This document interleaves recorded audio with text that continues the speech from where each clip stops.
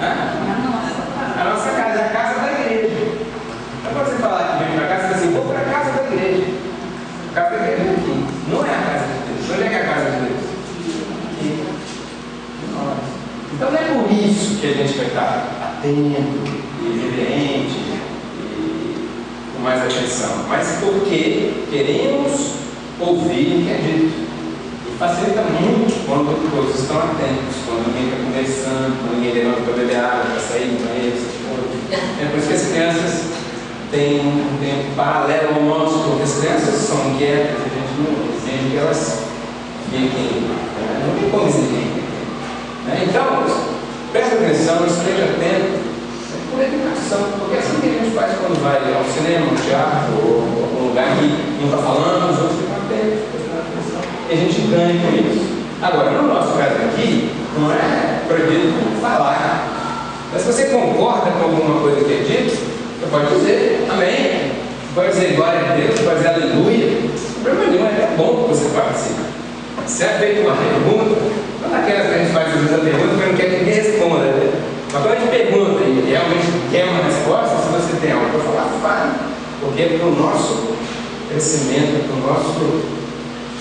para a nossa edificação que a gente se reúne aqui. Chegou, Luiz? Então, nós começamos já há umas semanas atrás uma série de palavras, de mensagens, de reflexões, vamos dizer assim, sobre discípulo, sobre ser discípulo de Jesus, sobre a diferença entre ser um discípulo e ser apenas uma pessoa que está seguindo, nesse sentido atual de seguidor, porque está muito comum o pessoal que está mais antenado com as novidades tecnológicas, que usa a internet, existe o Twitter e outros vários programas que você se associa e você segue informações, você recebe. Mas discípulo de Jesus não é simplesmente alguém que segue Jesus como alguém segue o outro pelo Twitter ou qualquer outro tipo. Então, nós vimos na primeira mensagem o Sermão da Montanha. Quantos leram o Sermão da Montanha? Quantos já leram o Sermão da Montanha? Se você já tem mais de 2 dias de convertido e não leu, você está em pecado. 2 dias é mais suficiente para você ter interesse por isso. Ele é a literatura principal, básica, essencial, vital, né? Fenomenal, espetacular. Qualquer adjetivo é pouco para classificar, para adjetivar o Sermão da Montanha, porque é a essência de tudo que Jesus nos ensinou. Se só tivéssemos essa porção, presta atenção, se a gente tivesse só esse pedaço, os capítulos 5, 6 e 7 de Mateus, seria suficiente para vivermos uma vida como Deus quer que vivamos. Parece ser forte dizer isso, exagero dizer isso, mas não é, porque a essência está ali. A essência está ali. Se a gente guardar o que está ali, viver o que está ali, o resto é natural que a consequência vai acontecer nas nossas vidas. Bom, temos mais da palavra de Deus. Então, ótimo, vamos absorver, vamos aprender, vamos ouvir, vamos praticar essa palavra de Deus. No domingo, depois, outra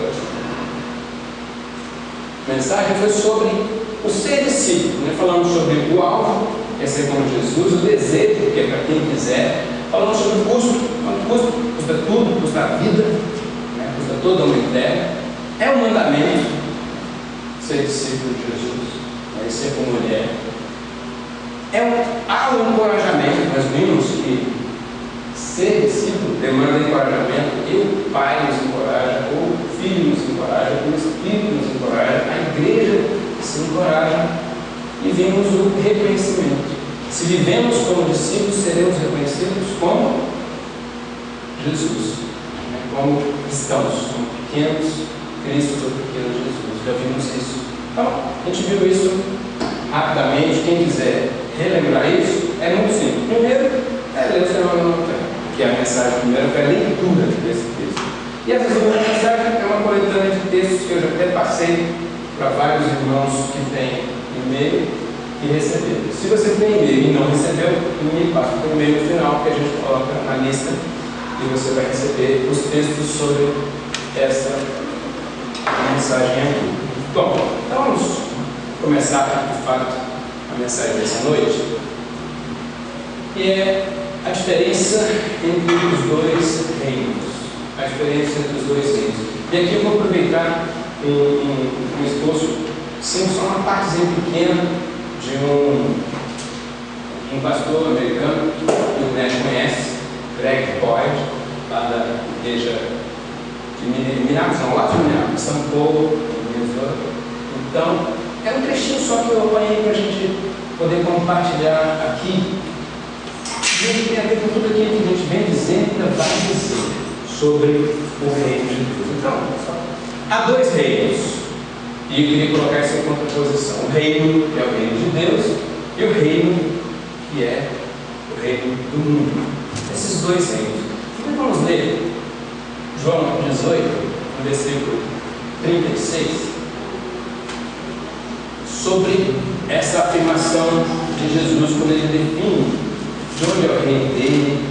Ele começa a explicar sobre o seu reino. Ele diz: o meu reino não é deste mundo. Ele é bem categórico. O meu reino não é deste mundo. Se fosse, os meus servos lutariam para impedir que os judeus me prendessem.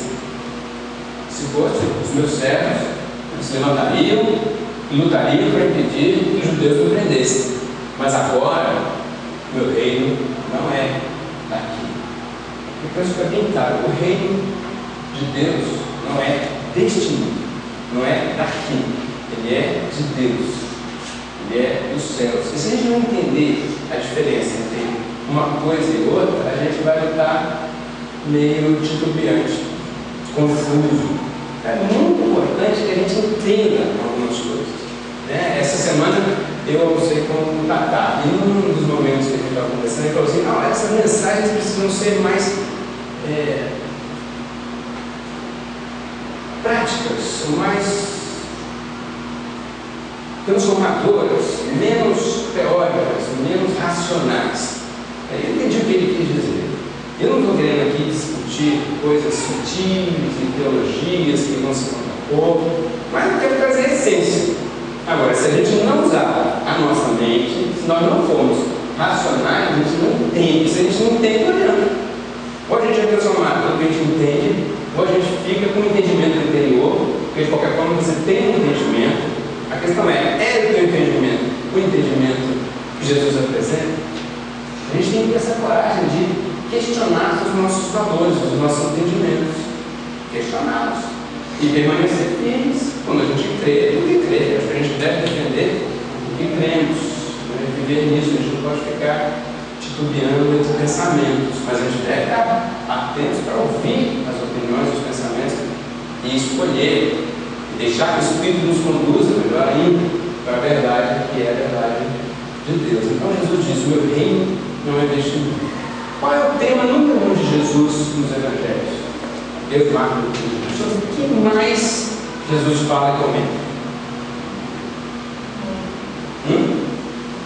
Alguém sugeriu amor? Ninguém sabe. Reino de Deus. O reino é desse mundo. O tema de Jesus é o reino de Deus. Claro que o amor está no reino. Porque Deus é amor, é a essência. O reino é amor. Mas ele pega o tema e fala: o reino de Deus, o reino de Deus, o reino de Deus. Faz comparações, apresenta palavras, descreve o reino. Nós vamos aproveitar isso daqui até o final do ano, pelo menos. Isso para entendermos o que é o reino e quem são os súditos, ou os discípulos de Jesus, do Senhor, do Mestre, nesse reino. Vamos ler outra passagem, em Filipenses, no capítulo 2, de 1 a 2.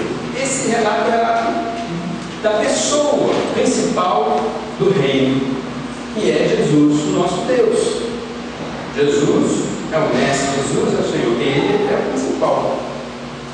Meu texto diz assim: se por estarmos em Cristo, nós temos alguma motivação, alguma exortação de amor, alguma comunhão do Espírito, alguma profunda afeição e compaixão, completem minha